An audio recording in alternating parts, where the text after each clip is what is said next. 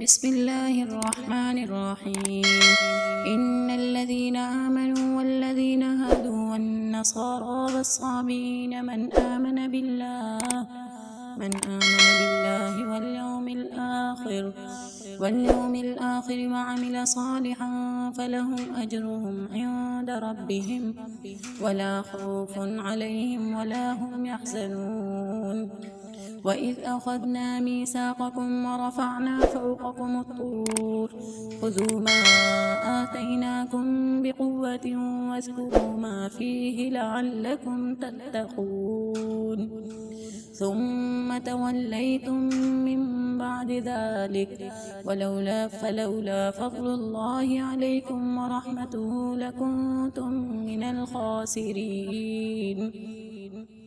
ولقد علمتم الذين اعتدوا منكم في السبت فقلنا لهم كونوا قردة خاسئين فجعلناها نكالا لما بين يديها وما خلفها وموعظة للمتقين.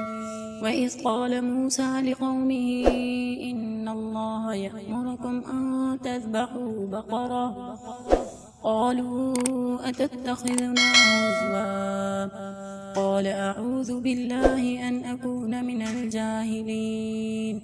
قالوا ادع لنا ربك يبين لنا ما هي قال إنه يقول إنها بقرة لا فارض ولا بكر عوان بين ذلك فافعلوا ما تؤمرون. قالوا ادع لنا ربك يبين لنا ما لونها قال إنه يقول إنها بقرة صفراء